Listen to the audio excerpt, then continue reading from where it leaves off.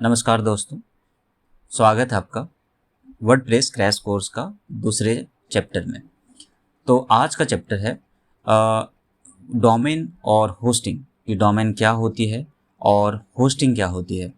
तो सबसे पहले समझते हैं कि डोमेन एक्चुअल में होता क्या है। जैसे आप कोई भी ब्राउज़र में जाते हैं, जैसे कि क्रोम ब्राउज़र में जाते हैं या फिर आप कोई भी ब्राउज़र में जाके और कोई भी एक नाम सर्च करते हैं, जैसे कि facebook.com या फिर आप google.com, कुछ भी आप जो लिखते हैं इस तरीके से। और ये जो नाम होती है, मतलब कि इंटरनेट में आपकी जो एक पहचान होती है, वो एक तरह का क्या होता है, आपका डोमेन हो जाती है। डोमेन को आपको परचेज़ करना होता है। मिनिमम आप 1 ईयर के लिए परचेज़ कर सकते हैं और आप मैक्सिमम जो है 10 ईयर के लिए इसको परचेज़ कर सकते हैं।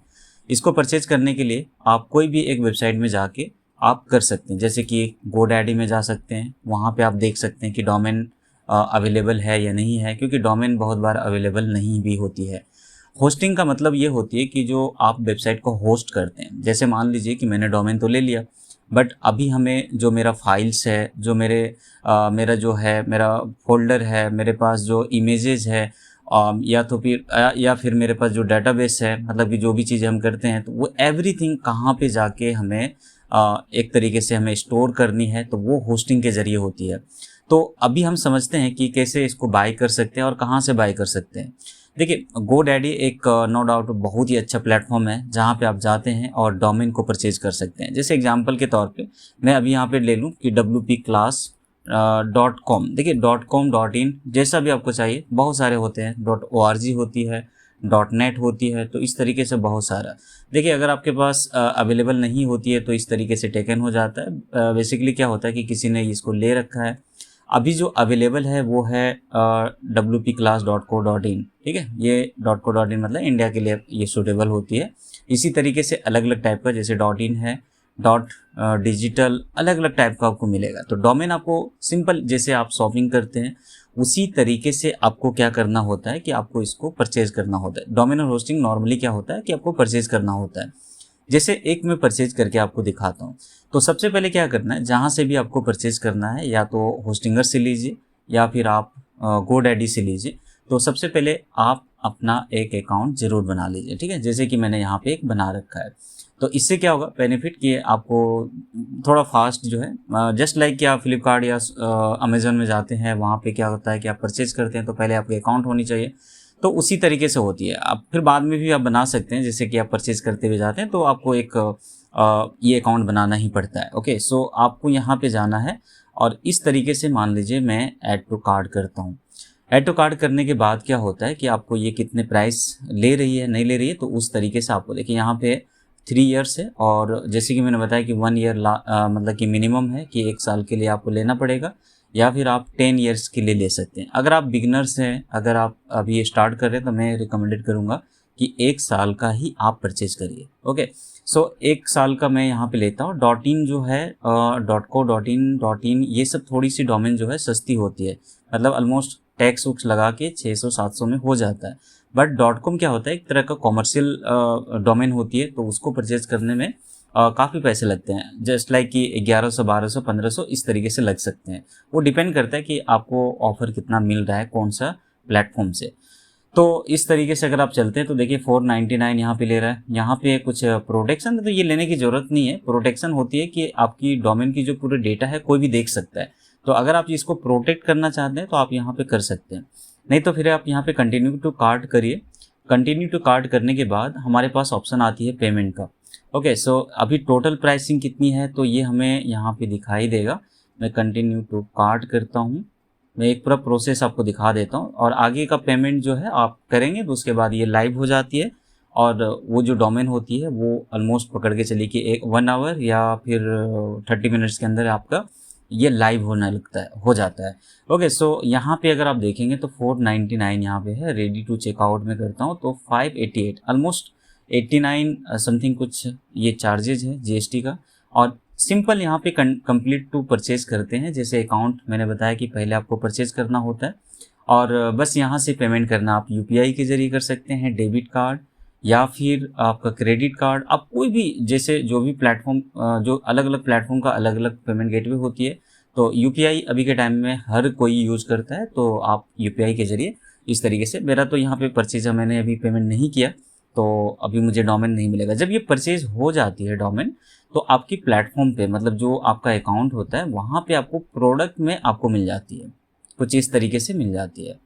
Okay, and second is same तरीके से आपको होस्टिंग भी लेना होता है। देखिए इस तरीके से, जैसे यहाँ पे मेरे एक डोमेन है तो इस तरीके से आपके पास यहाँ पे आ जाती है।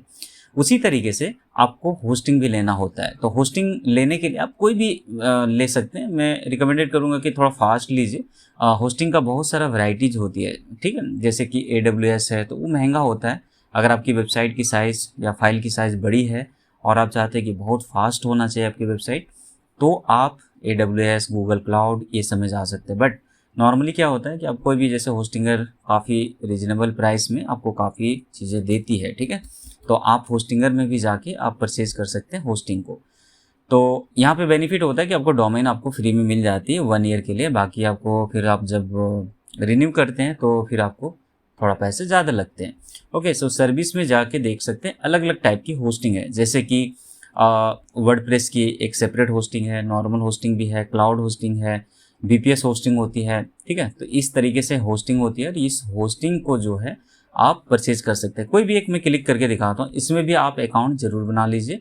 और एक प्लान यहाँ पे देखिए आपके पास, देखिए 89 पर मंथ के हिसाब से है, बट इसमें कुछ कंडीशंस होते हैं, ये बाद में पता चलेगा जब हम इसको बाई करने जाते। तो कुछ बड़ी स्केल की साइट है, देखिए 25 वेबसाइट है, बट कुछ कुछ चीज़ें आप यहाँ पे कंपेयर कर जरूर कर लीजिएगा जब भी आप परचेज करना। तो SSL होना बहुत ज़रूरी है।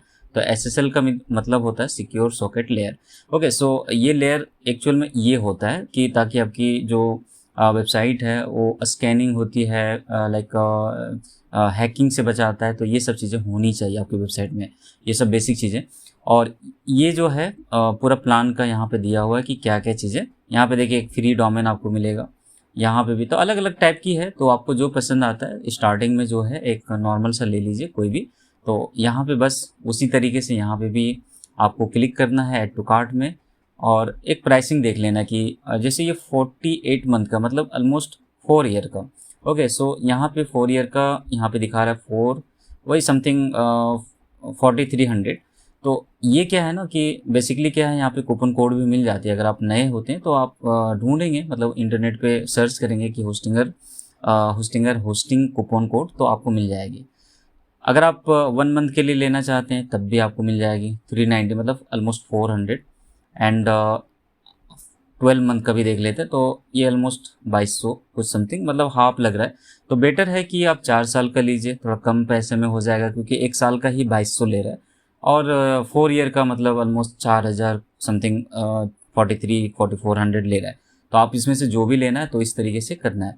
ओके, सो यहाँ पे लेने के बाद कंप्लीट प्राइस क्या होती है वो कंटिन्यू करने के बाद पता चलेगा। जब यहाँ पे लॉगिन करूँगा तो यहाँ पे क्या होता है कि ये बाय हो जाती है, मतलब टैक्स थोड़ा सा जोड़ेगा, टैक्स जोड़ के 2500-2600 रुपये के ऑलमोस्ट ये लगता है। ओके, उसके बाद क्या होता है कि जब होस्टिंग और डोमेन आप अलग अलग जगह, जैसे मान लीजिए कि मैंने होस्टिंगर के जरिए मैंने होस्टिंग लिया और GoDaddy के जरिए हमने डोमेन को परचेज किया। तो एक होती है DNS, domain name server. Okay, so वो टू हो सकता है, 2 लाइन का हो सकता है या 4 लाइन का हो सकता है। ओके, सो डोमेन में ये आपको ईमेल जाता है, पर्सनल ईमेल में जाता है, और ये बहुत सिक्योरिटी पर्पस के लिए होता है। ताकि मैं तो यहाँ पे दिखा नहीं पाऊंगा, बट मैं अभी आपको दिखाता हूँ कि DNS एक्चुअल में कहाँ रखना है, ठीक है।